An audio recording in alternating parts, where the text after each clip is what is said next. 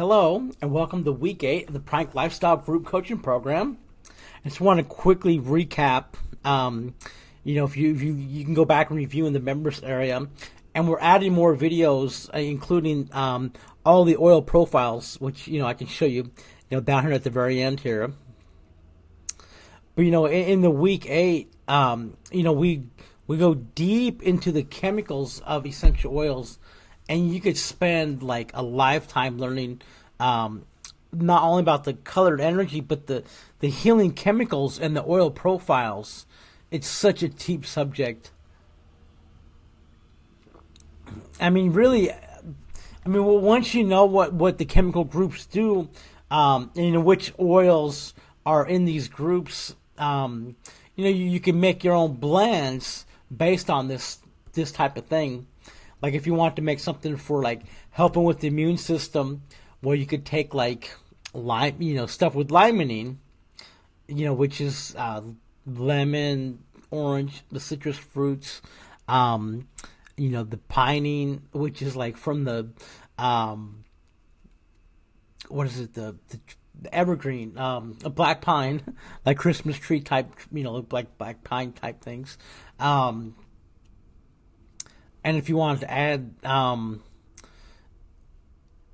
things that have like pink energy to a blend like that, you could add rose oil. And if you wanted to add in like things that are really high in these sesquiterpene chemicals, which, if you watch in week 8, we talk all about this. I won't go into all those details again. Only in the bonus section we'll have the oil profiles. We might go into that a little bit. But like you can make like I made oil blends before that had like 10 oils in it. 10 oils in these blends, so it covers a whole spectrum. Right, where it's like say if I was going to do like eucalyptus oil, tea tree, like say if I want to make a super potent blend, I could put like tea tree, eucalyptus, cinnamon, lemon, orange, patchouli, black pepper, rosemary, sage, lavender, cloves, chamomile, rose oil, and even different types of eucalyptus. There's Eucalyptus globulus, Eucalyptus radiata, Eucalyptus, there's one called Blue Molly. There's like 300 types of eucalyptus, and each one has a different chemical profile. Like a few years ago, I got this oil from Brazil, eucalyptus oil from Brazil, and but it was super, it like burns the skin, right? It was like, I can't remember which species of eucalyptus, but it was like, if you put it in the bath, it like burned the skin. And I was like, oh my God. And it's like really, really hot. Cause normally eucalyptus oil, like radiata or radius globulus, you could put it in the bath and you're completely fine. Just a few drops. I've gotten quite excessive with the eucalyptus before. Where I'll just be taking like a big bottle and kind of like eyeballing, like a quick pour, and like these like a big old oil spot on the water there. Same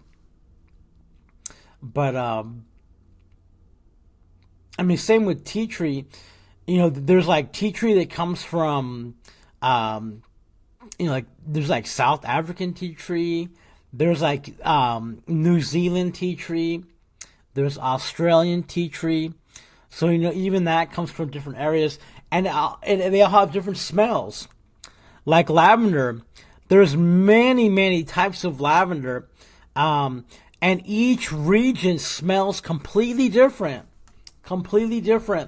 and depending on like how good the soil is and what's the chemicals that are in the soil itself, affects the smell and chemical profile. The smell of lavender could range like wildly. I mean, it can go from like smelling like baby powder to like really strong, like lemony chemical smell. And it all depends on the region and you know how the plants are taken care of, and whether it's singing to the plants and hugging them, and I mean who knows what. But like organic lavender, you know, smells different than normal lavender, and like lavender from certain areas of Bulgaria smell really really good.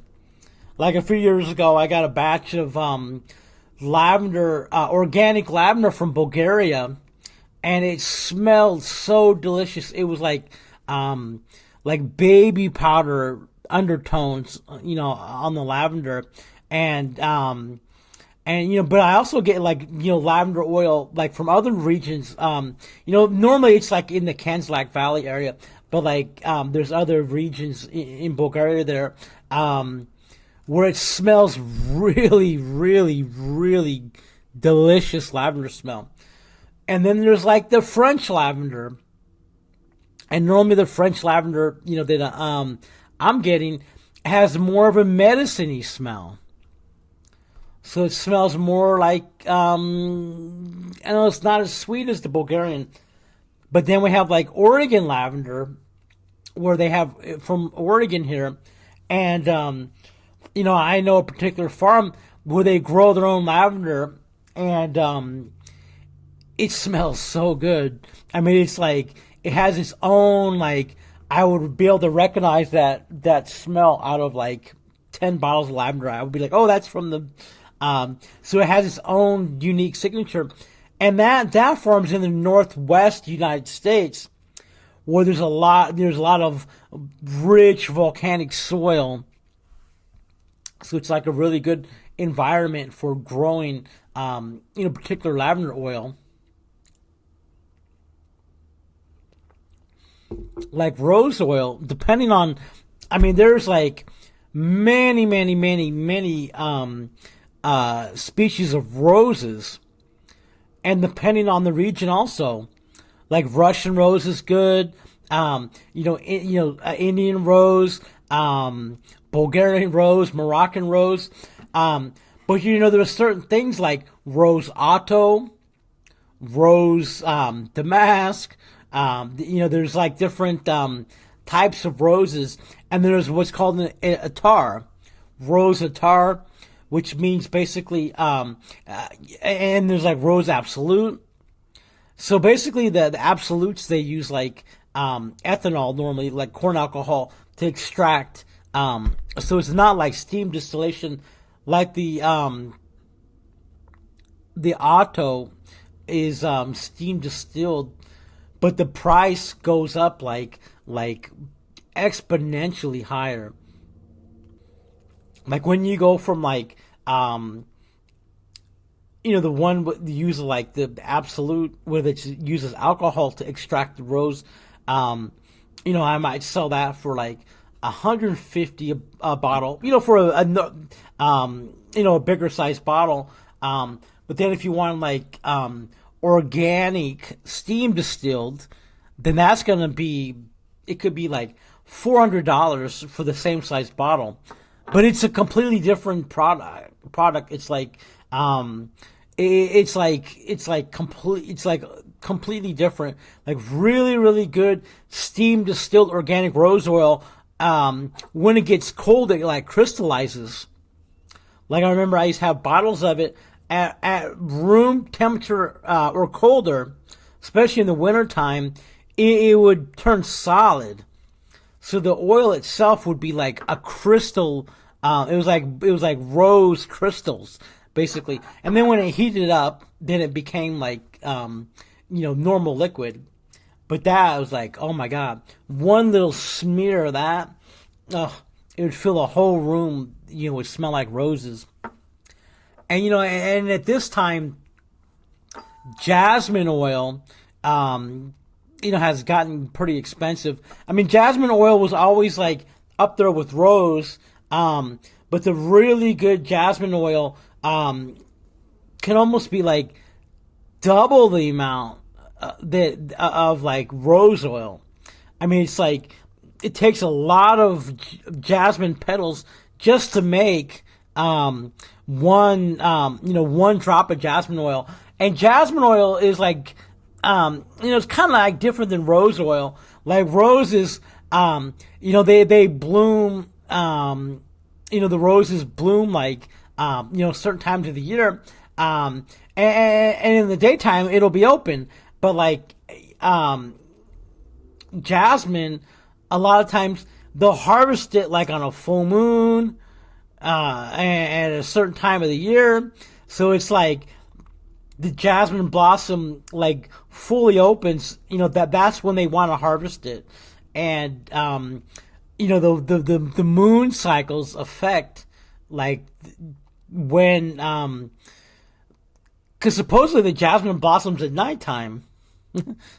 So it's like it's a different energy. Like a rose, has more like a sun energy, and the moon affects jasmine. So you would think that the jasmine has like more whatever the moon energy type is.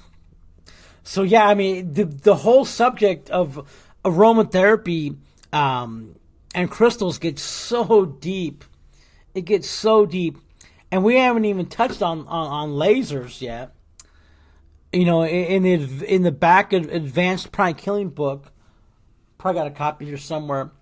Master Choa talks about lasers for healing, and that in the future, Lord ML, his teacher, Lord Mahaguru Mailing, predicted a widespread use of lasers for healing. And this is like a cold laser. It's not like one of these that you fry like stuff with. So it's like like a green laser, but it's like a carbon-based laser that's like not too hot. Like he gives the exact here's the spectrum of frequencies, and it's basically like a handheld like laser, like you see these laser pointer. I remember Master Ko was playing around with one of these little, I think he had a green one where it was like a laser pointer, and he was like, I don't know whatever he was doing with it, and he was like, yeah, it actually works, right? And so, because if the laser's too hot, it can fry the chakra and like drill a hole, and like who knows like what it could do, like if you use like a hot laser, like one of these super. They make different sizes. Like you can get ones that are like kind of like this thick, but the beam, it would start a piece of paper on fire. Like it's so powerful. Like if you're aiming at a piece of paper, it'll start the paper on fire. Right? So that's not the type of laser we're talking about. It's like the little laser.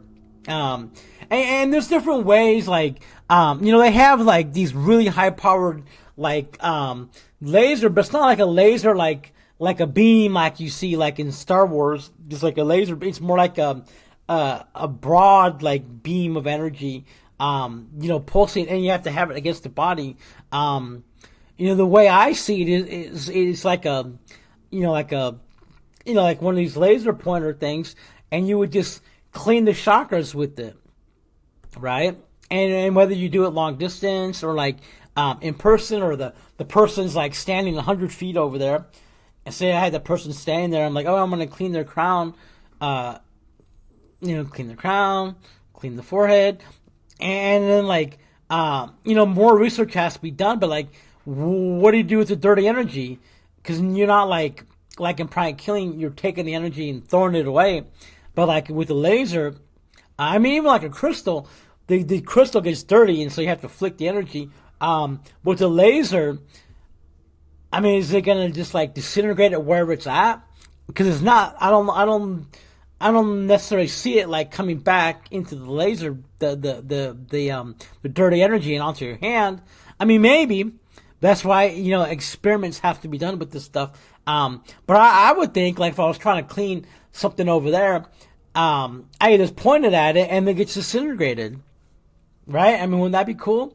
Like you don't have to like have a salt bowl and sweep it. Like you would just like clean the chakras with the laser. You know, general sweeping.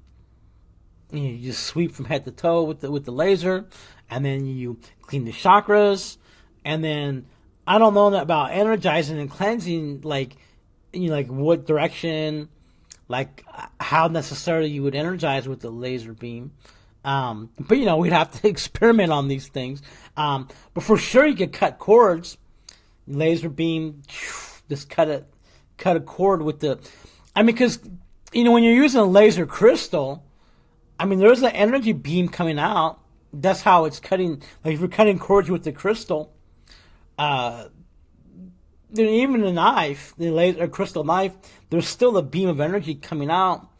So the laser, like the actual laser, it's the same thing, except it just doesn't have the crystal. Unless like, I had one vision where it's like, it's a crystal with the laser on it. So it's like kind of like a like a lightsaber type thing where the laser energizes the crystal and then the energy comes out of the crystal. But ideally though, I think it would just be just a handheld unit. You can get them in like purple, or violet energy. The actual beam itself, red. And then also green. These are typically, the types of colors you can get. And then also, you can make the beam wide. Like, say, I don't know, you could sweep a room with the, like, I'm going to clean this room with the laser. And you clean off, you just kind of like, the beam goes wall to wall. And you just clean the whole room. And then you can put the setting back where it's just a laser. And you can clean like a room with like a laser. That'd be pretty cool. But so these are some of the things that I'm working on and working with, getting into the lasers.